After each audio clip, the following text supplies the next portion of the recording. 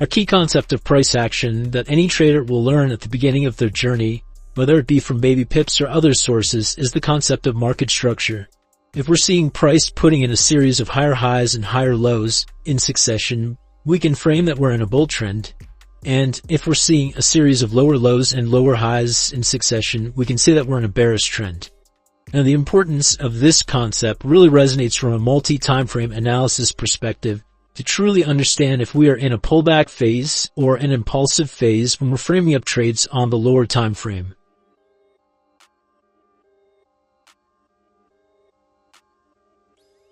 Now let's take a look at an example. What we have here is an uptrend. We're putting in higher highs and higher lows.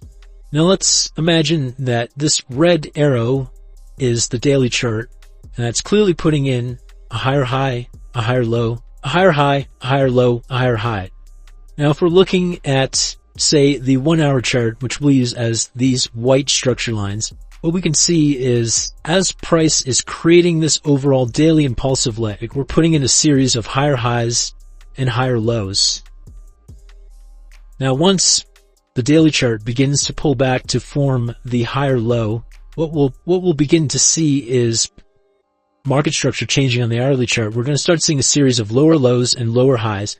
This is important to understand because when we see this on the hourly chart, we can begin to think that price is reversing, that a bear trend is beginning to start, and that price will just continue moving to the downside. Now, if we use the higher time frame sentiment and understanding that price on the daily chart is putting in those higher highs and higher lows, we can begin to understand that when we're seeing this sort of behavior, that when we break structure to the downside on the hourly chart and start putting in lower lows and lower highs, that while we can look for sell opportunities to make trades here, we should be keeping the overall higher time frame picture in mind, and that at some point we are going to put in the higher low if the bull trend is going to continue. So from a management perspective, the trade should be a little bit more aggressive in that regard. And then basically what we will then see is a break of market structure. Then we will start seeing the hourly chart putting in a series of higher highs and higher lows that then will form the daily overall bullish impulsive move that is then creating structure and continuing to trend in a bullish or upwards direction. One of the most interesting things about market structure and trading in general is that there are multiple ways to do the same things, and it ultimately comes down to your own personal preference and what you feel works best for you. Now, when we're looking at market structure, there are essentially 3 different types of ways to map out market structure and identify the breaks of market structure. Now let's go through the 3 different types. The first type we're going to look at is a market structure mapping using the candle bodies and a market structure break identification using the candle bodies. Now if we look at this example, we can see the price has traded up and then traded back down in. We've denoted the high on the close of the bullish candle and the open of the bearish candle as they are identical. We can see that price then moves back in, spikes the highs, trades back down below, and continues downwards. It didn't actually close above this high, so we can say that this high is still the most previous high in this overall move. Now we can see that price then impulsively starts to move to the upside and breaks and closes above this high, and we can denote that as the overall break of structure. Now if we're looking at this from a standpoint of what do these wicks actually represent, it can be seen that this is more of a play on the liquidity of the prior high. We can see that price spiked above this high, so anyone that would have sold here would likely have their stop losses above this candle. It took that liquidity, which then moved price down lower. It took the liquidity of this low and then continued to the upside. And our break of structure would be denoted right here once this candle breaks and closes above this high. I just want you to know that I also share trading signals to community for free in the Telegram channel. For example, yesterday, I share the gold signals to community. You see all 3TP getting profit yesterday, and the whole community getting profit by this trade. You can see every day I share trading signals to community, and most of them get profit. And especially, I do not only share the trading signals, but I also share the markup and the reason why I enter the trade. And by this one, everyone in the community can understand the reason, And by that, everybody can improve their trading skill. And to join community for free, you can click on the description of this video and click this link here. And you will be directed to the community and join for free.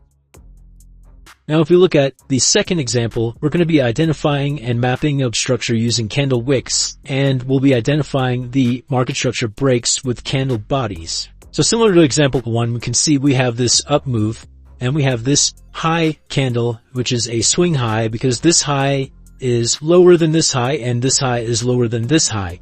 We can see then that price moves to the downside and continues moving to the upside. We spike that high, but we don't actually close above the high, and then we trade back down. So similarly to example number 1, we've essentially swept the liquidity of the prior high and then traded back lower, and then price impossibly moves to the upside, breaks and closes above, which we denote as the true break of structure. Now, if we look at the third and final type of identifying structure, we'll be using the candle wicks, and we'll be identifying the market structure breaks using candle wicks as well. So if we look at this example, we can see, like example number 2 and number 1, price moves to the upside. We use the highest wick as our high, and then price trades down.